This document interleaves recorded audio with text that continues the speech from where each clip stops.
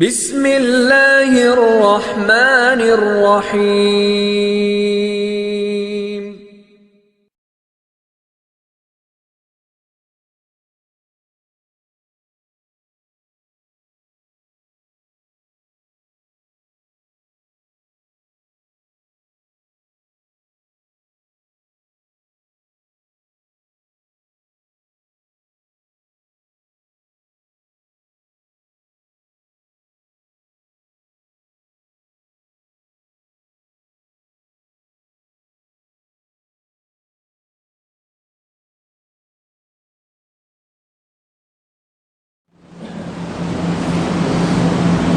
اعوذ باللہ من الشیطان الرجیم، بسم اللہ الرحمن الرحیم۔ نحمده ونستعینه ونستغفره ونؤمن به ونتوکل علیہ ونعوذ باللہ من شرور انفسنا ومن سیئات اعمالنا، من يهده اللہ فلا مضل له ومن يضلل فلا هادی له، ونشهد ان لا الہ الا اللہ وحدہ لا شریک له، ونشهد ان محمدا عبدہ ورسولہ، اما بعد، قال اللہ تعالی فی القرآن المجید والفرقان الحمید، ولا تہنوا ولا تحزنوا انتم الاعلون ان کنتم مؤمنین۔ صدق اللہ العظیم، صدق رسول النبی الکریم، ونحن علی ذلک من الشاہدین والشاکرین والحمد للہ رب العالمین۔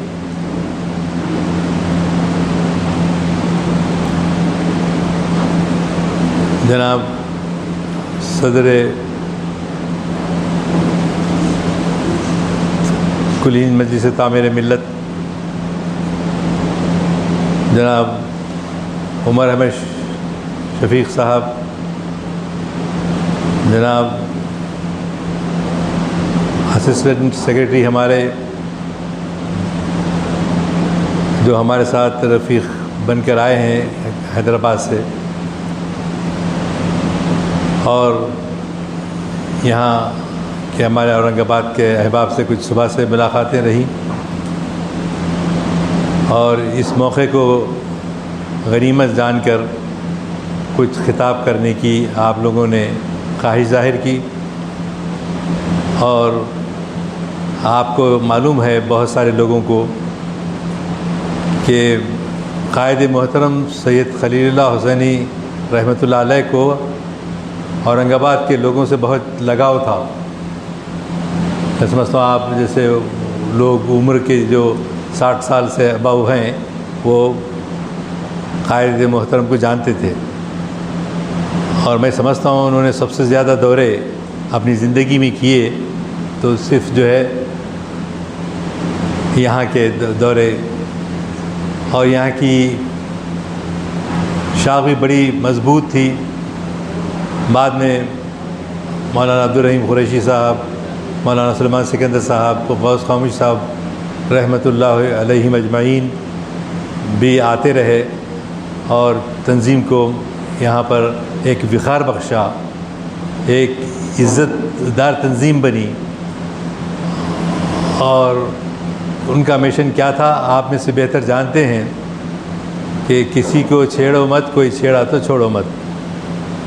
تو یہ بعض لوگ یہ سمجھ رہے ہیں کہ بھئی آج کل حالات ایک دم خراب ہیں، ہاں ایسا ڈر پھوک طریقے سے کیوں اختیار کر رہے ہیں؟ ایسا نہیں ہے۔ خود تعمیر ملت کا ابتدائی سے معاملہ یہ تھا کہ بیسٹ پاسبل جتنا ہو سکے ہم جو ہے برادران وطن سے تعلقات رکھیں، میل جول رکھیں، لیکن اگر کوئی بضد ہے، ماننے کے لیے تیار نہیں ہے، تو پھر وہاں تو وہی کرنا پڑتا ہے جو ہر اس شخص کو جو اپنی زندگی کا پیار ہے، اپنے نفس سے پیار ہے، اپنی معیشت سے پیار ہے، اس کی حفاظت کرنے کا حق ہے۔ اور یہ بانگ دہل صرف یہی تنظیم بولتی آئی ہے اور کسی دوسرے نے نہیں کہا۔ تو الحمدللہ بعد میں ہم کو بھی بہت سارے موقعوں پر آنے کا موقع ملا، اور اس مسجد کا نظم ہذا جو ہے وہ بغیر معمولی ہے، یونیک ہے، اور بغیر کسی ڈسرپشن کے، ڈسکنٹینیوٹی کے، نئے کیا گیا، بلکہ الحمدللہ ہمارے یہاں کی تنظیم کے جو ذمہ دار ہیں بہت ہی دلچسپی سے اور مستقل مزاجی سے کرتے ہیں۔ اللہ ان کو صحت دے۔ ابھی ہم کو یہ جان کر تکلیف ہوئی کہ موصوف سخت بیماریوں سے دوچار ہوئے، لیکن اللہ کا شکر ہے کہ اب صحتیاب ہو گئے ہیں اور پہلے ہی کی طرح پھر انتھوزیاسٹک ہیں۔ تو میں ابتدائی اس گفتگو کے بعد جو کہنا چاہتا ہوں 3 باتیں ہیں۔ ایک بات تو یہ ہے کہ ہم کو اپنے برادران وطن سے جتنا ہو سکے کوشش کرنا، تعلقات رکھنا، پڑوس میں جانا، ملنا، ان کے موتہ میں شریک ہونا۔ آپ کو معلوم ہے رسول کریم صلی اللہ علیہ وسلم ابو طالب کا جنازہ جا رہا تھا تو ابو طالب کے جنازے میں شریک ہو گئے۔ صحابہ نے کہا وہ اسلام نہیں لائے تھے، اسلام نہیں لائے تو کیا ہوا، لیکن ہم کو ان کا خیال کرنا چاہیے۔ اور اسی طرح کوئی بیمار ہیں تو اس کی عیادت کرنا چاہیے۔ یہ نہ دیکھیے کہ یہ زندہ ہے، مردہ ہے، یہ ملش ہے، جی ایسا اس طرح سے بھی خیالات نہیں آنا، بلکہ میکزیمم اپنی کوشش یہ ہو ہم ان سے اچھے تعلقات رکھیں۔ اساسی اسکول میں، کالجز میں، پڑوس میں جی تعلقات اچھے رکھیں۔ اگر نہیں مانتا ہے بند مخالف تو اس کو پھر جو ہے مزہ چکانا ہی پڑے گا۔ تو اس کی یہ نمبر 1 بات۔ دوسری بات، مسلمانوں کو آج نہیں ہزاروں سال سے کیا کر رہے ہیں انہوں؟ ہزاروں سال سے اپنا غلام بنا کے رکھے۔ کون؟ یہ ملچ کہنے والے، یہ RSS والے، جی ان کی خواہش کیا ہے؟ ایک فساد پیدا کرنا، اور خود میں ہمت نہیں ہے وہ۔ آپ دیگر برادران وطن جو جن کو ملش کہا جاتا ہے، جن کو بالکل نیچے درجے کے سمجھا جاتا ہے، تو آپ اندازہ لگائیے، جائزہ لیجئے کہ ہندوستان میں بدھزم آیا، جی بدھزم آیا۔ بدھزم میں ان کی تعلیم بھی جو ہے کیا تھی؟ وحدانیت کی تعلیم تھی۔ غور سے سنیے بات کو، وحدانیت کی تعلیم تھی۔ وحدانیت کی تعلیم میں مولانا مناظر احسن گیلانی رحمۃ اللہ علیہ جو عثمانی یونیورسٹی کے ہیڈ آف دا ڈپارٹمنٹ تھے، تو انہوں نے تحقیق کر کے بتایا کہ بڑی بڑی لاٹیں، اشوک کے زمانے کی جو لاٹیں ہوتی تھیں وہ لاٹیں ملے، اور اس میں نیپالی زبان کے اندر لکھا ہوا تھا جب بدھا کا انتقال قریب تھا تو بدھا کہنے لگا کہ اب میرا کیا ہوگا، مجھے کون پوچھے گا، میری کون ہدایت کرے گا۔ تو نیپالی زبان کے اندر یہ لکھا ہوا ہے کہ ایک آنے والا آئے گا، ہمیشہ کے لیے آئے گا اور کبھی نہیں جائے گا، اور وہ اس کا پیام رحمت ہوگا، پیام رحمت ہوگا۔ کیوں کہ مسلمانوں کا پیام رحمت کون ہے؟ رحمت للعالمین صلی اللہ علیہ وسلم۔ اور رحمت کا پیام صرف مسلمانوں کے لیے ہی نہیں ہے بلکہ اغیار کے لیے بھی ہے، رحمت للعالمین۔ اور ان کا میسیج بھی یہی ہے کہ میں جانے کے لیے آیا تھا، جا رہا ہوں، میرے بعد اس دنیا کا کیا ہوگا۔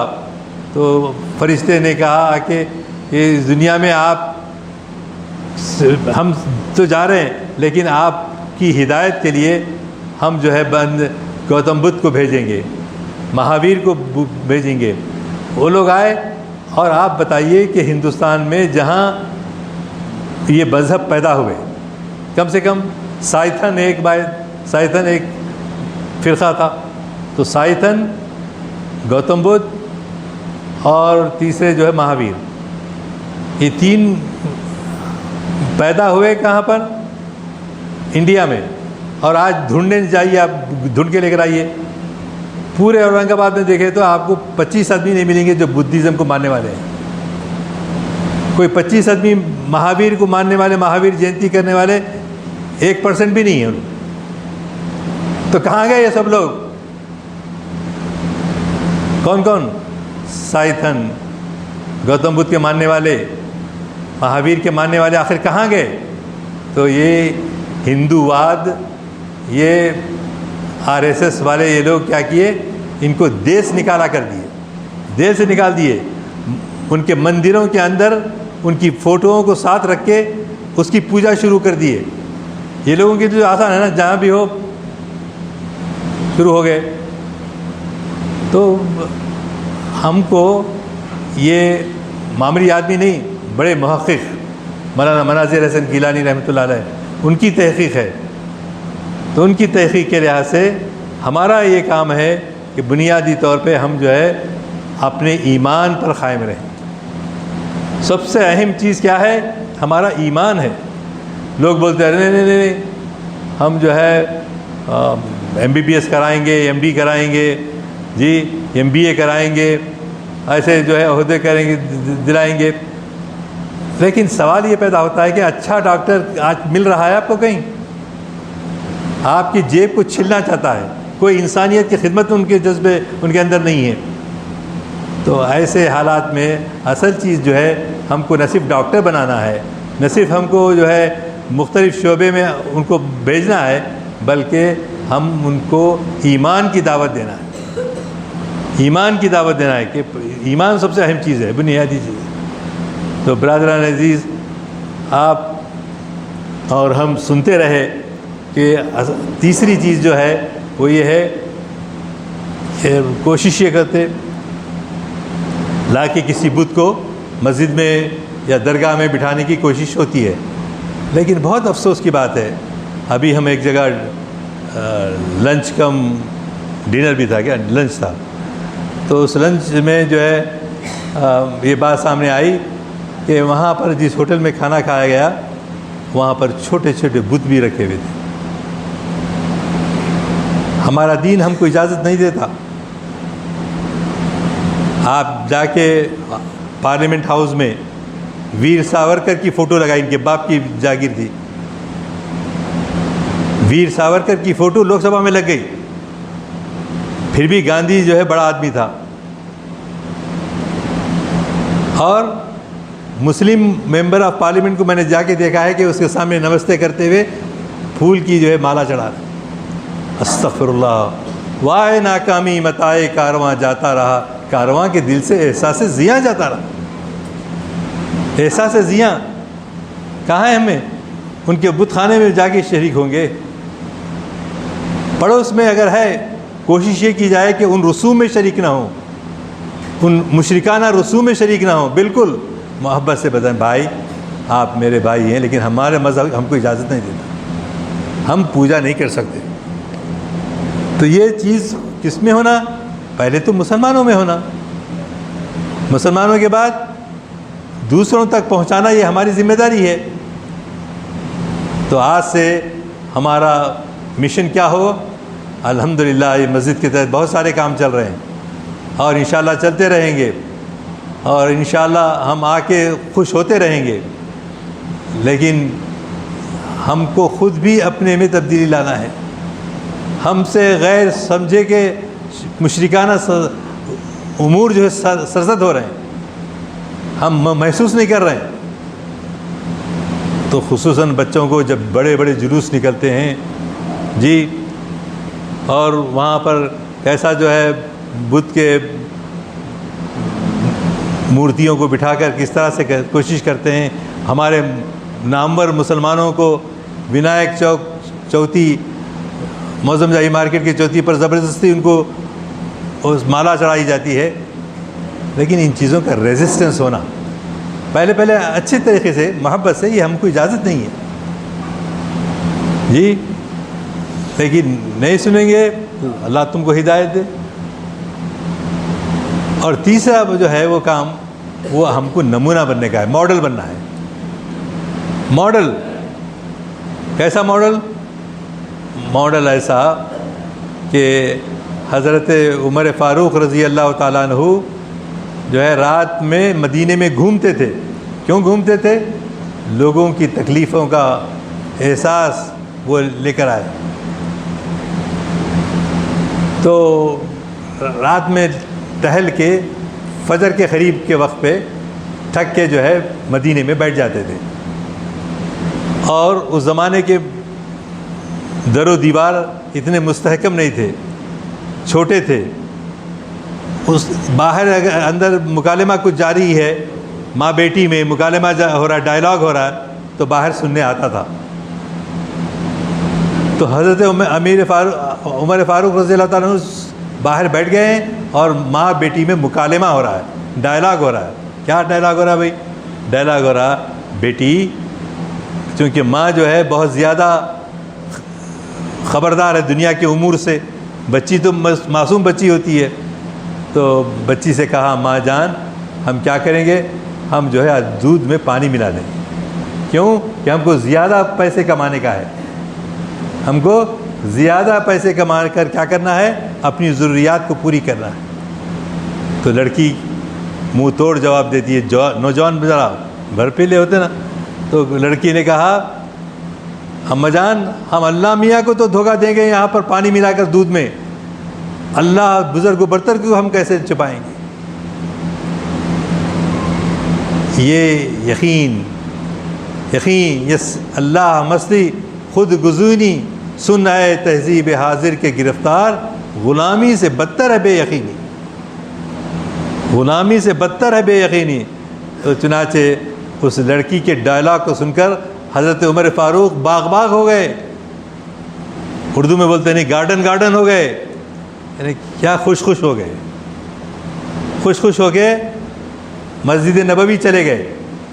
وہاں نماز پڑھانے کے بعد اپنے بیٹے حضرت عاصم کو پکارا, بیٹے تم شادی کرنا چاہتے ہو, تم لڑکی کی تلاش میں ہو نا. تو عاصم رضی اللہ تعالیٰ عنہ نے کہا ہاں بجان میں شادی کرنا چاہتا ہوں, آپ کو معلوم ہے. تو بولے میں نے تمہارے لیے لڑکی پسند کر لی ہے. جسٹ انڈر لائن دس, میں نے تمہارے لیے, سسرے صاحب بول رہے ہیں بیٹے کو, کہ بہو کو دیکھ لیا ہے. حالانکہ نہ بیٹی کو دیکھا, نہ جو ہے ان کے خاندان میں کتنے پیسے والے ہیں, کتنے جی, تو ایسے کوئی شرط نہیں دیکھا. تو وہ اطاعت گزار والد, تو انہوں نے کہا میں نے تمہارے لیے لڑکی پسند کر لی ہے عاصم, تم کو اس سے شادی کرنا ہوگا. تو چوں چرا کچھ بھی نہیں, بچہ جو ہے ایک دم ایکسیپٹ کر لیا. تو ایسے پاکیزہ ملاپ سے, اس کو پاکیزہ ملاپ کہیں گے, کس کو, اس لڑکی کی شادی لڑکے سے جو ہو رہی ہے. اس پاکیزہ ملاپ سے کون پیدا ہوئے؟ عمر بن عبدالعزیز رضی اللہ تعالیٰ عنہ, ان کی پیدائش ہوئی. نیک کام کرنے سے نیک نتائج آتے, اچھے کام کرنے سے اچھے نتائج آتے. میری بات سمجھ میں آ رہی ہے؟ اسی طرح ہماری زندگیوں کے اندر خدا نہیں ہے. آپ بولیں گے کیسا خدا, کیسا رہتا ہمارے جسم میں؟ اس کی مثال ایسی ہے کہ حضرت عمر فاروق رضی اللہ تعالیٰ عنہ پھر مدینے سے مکہ جا رہے تھے, اور مدینے سے مکہ 8 دن میں سفر طے ہوتا ہے.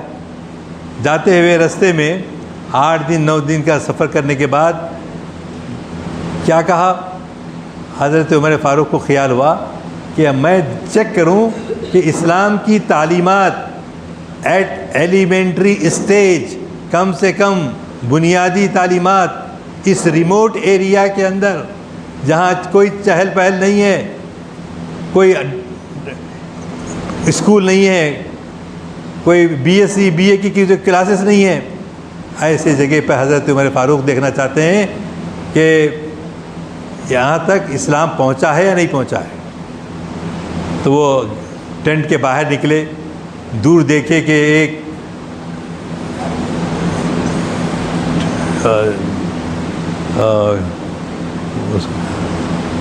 بکریوں کا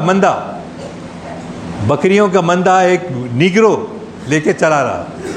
چرواہا ہمارے پاس جیسا نیگرو بولے تو چرواہا کیا کر رہا ہے, پیسے لے کے مزدوری لے کے بکریاں چرا رہا ہے. وہ حضرت عمر فاروق اس کے پاس گئے, اور وہ بیچارہ مسکین اس کو کیا معلوم حضرت عمر فاروق کا دبدبہ کیا ہے، ان کی شخصیت کا کیا بیان، وہ ڈر گیا، خوف زدہ ہو گیا۔ تو حضرت عمر فاروق نے کہا یہ بکریاں کس کی ہیں؟ تو اس لڑکے نے جواب دیا یہ لکڑیاں میرے دنیاوی مالک کی ہیں جو پہاڑی کے اس طرف رہتا ہے۔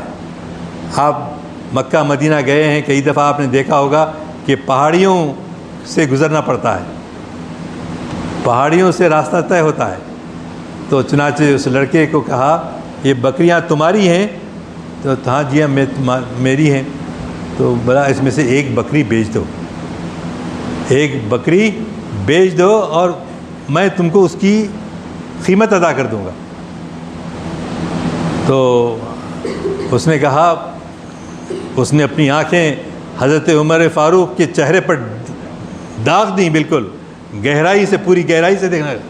کیا فرماتے ہیں آپ؟ یہ میری نہیں ہے، بولا میں میرے مالک کی ہے، میں لے جا کے اس کو جو ہے پیسے دینا اور یہ کرنا، آپ ایسی کیسی اجازت دے رہے؟ تو حضرت عمر فاروق جو ہے دیکھے کہ اس کی ایمان کی حرارت، کہ وہ پورا عزم مصمم کے ساتھ کہہ رہا ہے کہ یہ بکریاں کرائے کی ہیں اور وہ اس کو فروخت نہیں کر سکتا، اس لیے وہ لڑکا جو ہے کیا ہے، ایماندار لڑکا ہے،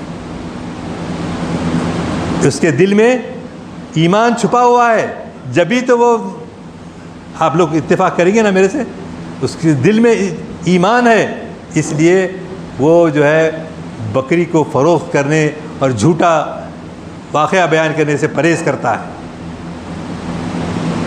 تو حضرت عمر فاروق کے آنکھوں سے آنسو گرنے لگے ایٹ دا چیک، اور لے کے کیا کرنے لگے اس کو، حضرت عمر فاروق اس کو، اس کے چہرے کو صاف کیا اور کہنے لگا میں تمہارے مالک سے ملنا چاہتا ہوں۔ مالک کے پاس لے گیا، جانے کے بعد اس کی نیک نیتی کے بارے میں اس مالک سے کہا اس شخص نے۔ تو یہ واقعے سے کیا ملتا ہے سبق ہم کو؟ یہ ملتا ہے کہ خدا نہیں دیکھ رہا ہے، ہم سمجھتے ہیں، لیکن خدا ہمارے دل میں، دماغ میں سرایت کر گیا ہے۔ ہم خدا کو حاضر و ناظر جانتے ہیں۔ ہم نماز پڑھے تو ایسی نماز پڑھتے ہیں کہ خدا کو دیکھ رہے ہیں، اگر یہ ہم ہو نہیں سکا تو ہم خدا کو دیکھ رہے ہیں۔ حدیث مشہور حدیث ہے۔ تو برادران عزیز، اللہ کی حاضر و ناظر ہونے کا احساس جس طرح اس نگرو لڑکے میں تھا، جس طرح اس لڑکی کے دل میں تھا، ویسا ایمان ہمارے میں ہر ایک کے دل میں آنا ہے، ہمارے دلوں میں آنا ہے۔ اور کب کا؟ آج سے 1400 سال پہلے، جبکہ ابھی وہاں پر کوئی کمیونیکیشن نہیں تھا، کوئی انقلاب نہیں تھا۔ انقلاب ایسے ایمان کی حرارت والوں سے ہوتا ہے۔ تو برادران عزیز، یہ دوسرا واقعے کے بعد ایک تیسری بات کہتے ہوئے میں اپنی گفتگو کو مختصر کروں گا۔ حضرت جملہ عشرہ مبشرہ ہیں، کتنے عشرہ مبشرہ بولے تو؟ عشرہ مبشرہ کی کیا تعریف ہے، کیا معنی ہے؟ کوئی بول سکتا بچہ؟ عشرہ مبشرہ 10۔ آپ مگر ذرا نوجوان سے اوپر ہیں، اور بھی دیکھیں، اور بھی کوئی جانتے بچے؟ عشرہ مبشرہ، اب امام صاحب جب دوسرا خطبہ پڑھتے رہتے نا، اس وقت ذکر کرتے انہوں سے، ہم لوگ سنتے، ایک کان سے سنتے دوسرے کان سے نکالتے۔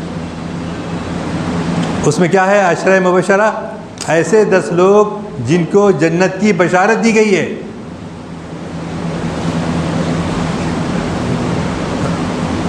تو ایسے 10 مبشرہ میں سے ایک جنگ قادسیہ ہو رہی ہے رستم کے دربار میں، اور رستم کے مقابلے میں کون ہے؟ حضرت سعد بن ابی وقاص رضی اللہ تعالیٰ عنہ۔ حضرت سعد بن وقاص رضی اللہ تعالیٰ عنہ اس جنگ کے کمانڈر ہیں، اور اپنے جگہ پر تشریف فرما ہے. ایک جاہل بدو لڑکا بھاگتے ہوئے آتا ہے اور کچھ رومال میں کچھ چھپا کر لے آتا ہے. اور اس وقت زمانے کے لوگ کسی سے بھی نہیں ڈرتے تھے. اب آپ دیکھو وہ بچہ حضرت عمر فاروق کو پیش کرا، جواب دے رہا. اسی طرح آپ کی یہ جو خاتون ہے لڑکی، ماں کے عتاب سے گھبرا کر جو ہے حق بات سے دور نہیں کیا ہوتی. تو چنانچہ وہ لڑکا جنگ قادسیہ میں چھپ چھپا کے اپنے قمیص کے اندر ایک قیمتی کیا بولتے اس کو، تاج مرصع تاج لے کر بھاگتے ہوئے آیا. آ کے کس کے پاس گیا؟ Commander in chief. کون ہے کمانڈر ان چیف؟ سعد بن ابی وقاص رضی اللہ تعالیٰ. ان کے پاس پہنچتا ہے، پہنچ کے چھپایا ہوا تاج جو ہے ان کے سامنے پیش کر دیتا ہے. تو حضرت سعد بن ابی وقاص نیچے سے اوپر تک اس کو دیکھتے ہیں. ایک اس ایسے زمانے میں جی آدمی اتنا دیانتدار ہو کہ اپنا اتنا قیمتی ہار اگر لے کے بھی چلے جاتا کوئی پوچھتا نہیں تھا. تو حضرت عمر فاروق نے کہا، یہ حضرت سعد بن ابی وقاص نے کہا یہ ہار تم کو کس نے دیا؟ تو نہیں، مجھے وہ جنگ کے دوران ملا. تو تم اس کو لے کر فرار کیوں نہیں ہو گئے؟ تو انہوں نے کہا میں کیسے فرار کر سکتا ہوں، یہ تو امانت ہے جو اس کے پاس جنگ میں حاصل ہونے والی امانت ہے، لہذا میں بھاگ نہیں سکتا، آپ کے کراؤن کو لے کر بھاگ نہیں سکتا. تو اس کے بعد حضرت سعد بن ابی وقاص رضی اللہ عنہ سے کہا میاں تمہارا نام کیا ہے؟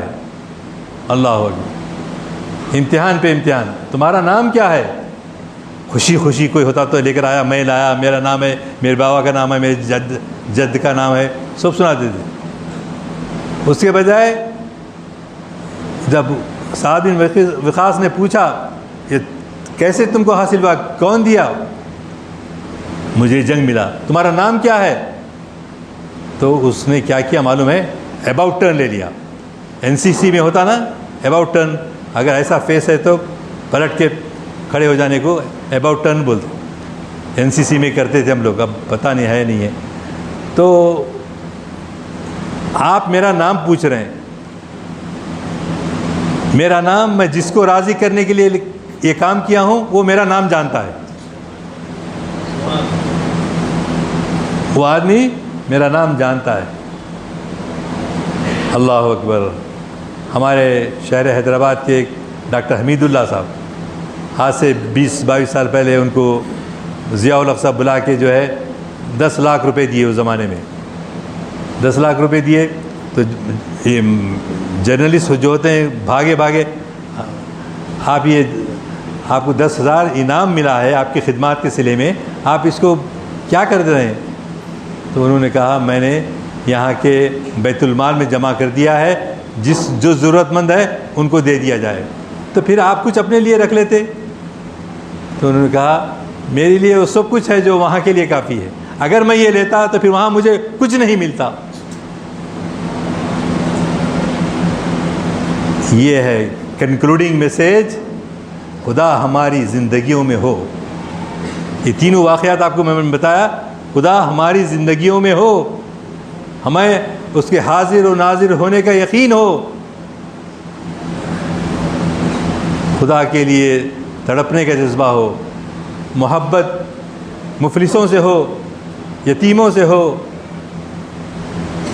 لیکن ہم کو اپنا جائزہ لے کے دیکھنا ہے. تنہائی میں بیٹھ کے میں آج 5 نمازیں پڑھا، 4 پڑھا، کتنے رکعت پڑھا، کتنے بھاگے پڑھا، کتنی سنتیں پڑھا. اس میں سب جو ہے اپنا جائزہ ہمارے بزرگ کب لیتے تھے؟ جب جو ہے رات میں سونے سے پہلے بستر پہ بیٹھتے اور کہتے کہ صبح سے لے کے اب تک میں کتنے نیک کام کیا، کتنے برے کام، اپنا محاسبہ کرتے تھے. تو برادران عزیز، وہ بدو بھی وہی تھا، وہ دوسرا بدو بھی وہی تھا، وہ لڑکی بھی وہی تھی، ویسا ایمان ہمارے اپنے دلوں میں پیدا ہونا ہے۔ وہ جو ہے ایمان ہمارے دلوں کے اندر بیٹھ جائے گا تو انشاءاللہ اللہ کے بندے سب آپ پر، آپ کے جو دشمن ہیں آپ کے دوست بن جائیں گے، مگر سمجھوتا کیے بغیر۔ سمجھائیے، ہمارے سید خلیل اللہ حسینی صاحب تعمیر ملت کے صدر بانی، وہ یہی کہتے تھے کہ ہم کو جو ہے صرف اور صرف خدا کو راضی کرنے کے لیے کام، خدا کو راضی کرنے کے لیے۔ بہت سارے آفرز آتے ہیں جو مارکیٹنگ میں ہوتے نہیں، مارکیٹنگ میں ان کو بہت سارے پیسے آفر کیا جاتا ہے، لیکن ایمان والا ہو تو وہ ایسے ہدیوں کو قبول نہیں کرے گا۔ تو برادران عزیز، گفتگو ختم کرتے ہوئے میں نے کچھ باتیں جو آپ سے عرض کرنے کی کوشش کی ہیں، میں سمجھتا ہوں انشاءاللہ ہمارے نوجوان بچے خصوصاً اور ان کے والدین، ان کے متعلقین انشاءاللہ اس طرف اپنے خاندان کے بچوں کو توجہ دلائیں گے، اور ان میں یہ ایمان و عمل، ایمان سب سے زیادہ اہم چیز ہے، ایمان کو چھپا کر رکھنا ہے، ایمان کو پر ہمیشہ عمل کرتے رہنا ہے۔ میں ان چند واقعات کے بعد آپ لوگوں سے خواہش کروں گا کہ ہو صداقت کے لیے جس دل میں مرنے کی تڑپ، ہو صداقت کے لیے جس دل میں مرنے کی تڑپ، پہلے اپنے پیکر خاکی میں جان پیدا کرے، پھونک ڈالے یہ زمین و آسمان مستعار، اور خاکستر سے آپ اپنا جہاں خاکستر۔ ہو صداقت کے لیے جس دل میں مرنے کی تڑپ، پہلے اپنے پیکر خاکی میں جان پیدا کرے، پھونک ڈالے یہ زمین و آسمان مستعار، اور خاکستر سے آپ اپنا جہاں پیدا کرے۔ وآخر دعوانا ان الحمد للہ رب العالمین۔ امام صاحب اجازت دے رہے ہیں تو میں جو اصحاب کا شکریہ ادا نہیں کیا تھا ان کا شکریہ ادا کرتا ہوں کہ آپ حسب معمول اس مسجد میں تشریف لائے، اور تعمیر ملت کے جو یہاں ذمہ دار ہیں وہ یقیناً آپ سے رجوع ہوں گے، اور ان کی جانے والی کوششیں دنیا کی بہتری کے لیے اور آخرت کی بہتری کے لیے۔ آپ مسجد حرام میں جب عمرہ کرتے ہیں، سعی کرتے ہیں، رکن یمانی سے حجر اسود کی طرف آتے ہیں، پھر طواف مکمل کرتے ہیں تو کیا پڑھتے ہیں؟ ربنا آتنا فی الدنیا حسنہ، ربنا آتنا فی الدنیا حسنہ، ربنا آتنا فی الدنیا حسنہ والآخرۃ حسنہ وقنا عذاب النار۔ یہ جذبہ، یہ دینی جذبہ، خدا کے لیے مرنے، خدا کے لیے تڑپنے، اس شعر کے اندر اقبال نے وہی بات کہی ہے صداقت کے لیے جس دل میں مرنے کی تڑپ، مرنے اللہ کے راستے میں مرنے کی تڑپ، پہلے اپنے پیکر خادی میں جان پیدا کرے، اپنی جسم و جان میں جان پیدا کرے، کوئی سمجھوتا نہ کرے، اور اپنے بچوں کی ویسی ہی تربیت دے۔ وہ بچے بھی نڈر، بے باک ہونا چاہیے۔ جتنے حاضر ہیں، جتنے کمیونیکیشن لائن سے سن رہے ہیں، سب سے میری ہر ایک سے پرسنلی میری گزارش ہے کہ پلیز اپنے گھروں میں ایسا لٹریچر لائیے جس سے بچوں کی معلومات میں اضافہ ہو، قرآن مجید کا ایسا مطالعہ ہو۔ جو اب رمضان شریف آ رہے ہیں تو ایسا ہی نہیں کہ یعلمون تعلمون یعلمون تعلمون یہ سننے میں آتا، باقی کچھ نہیں آتا، ایسا نہیں ہو، بلکہ ہم پہلے ہی کم سے کم ایک رکوع سے 16 رکوع ہوتے ہیں، بعض جگہ 12 رکوع ہوتے ہیں، آپ جو پڑھ سکتے ہیں ان کو پڑھیں، اس کے ترجمے کے ساتھ، اس کے ترجمے کے ساتھ پڑھنے پر انشاءاللہ اللہ تعالیٰ کی مدد آپ کو شامل حال رہے گی۔ تو میں ہر والدین جو یہاں موجود ہیں ان سے گزارش کرتا ہوں کہ آپ اپنے بچوں کی اچھی تربیت کے لیے، حالات بہت سارے چیلنجنگ ہیں، حالات سے ڈرنے کی ضرورت نہیں ہے، اللہ ہمارے ساتھ ہے، اللہ ہمارے ساتھ ہے، وہ یقین ہمارے دلوں میں ہونا، اور یہی پیام تعمیر ملت نے بھی دیا، اور ہم آئندہ بھی یہی دینا چاہتے ہیں کہ برادران وطن کو بھی دعوت دیں، ایمان کی طرف بلائیں، اور ہم اپنے شادیاں آسان کریں، اس میں فضول خرچیوں سے بچ جائیں۔ ابھی جیسے ہی یہ لاک ڈاؤن ختم ہوا، پھر وہی ہنگامہ، پھر وہی شور و شغف، وہی دسترخوان آگاہ کیے جا رہے ہیں کہ کیا کھاؤ گے، کتنا کھاؤ گے۔ تو سب یہ چیزوں سے بے نیاز ہو جائیے۔ الحمدللہ آپ سب پڑھے لکھے لوگ ہیں، اور ہم کو ہمیشہ ہمیشہ کے لیے خدا کے سامنے جواب دینا ہونا ہے۔ وآخر دعوانا ان الحمد للہ رب العالمین۔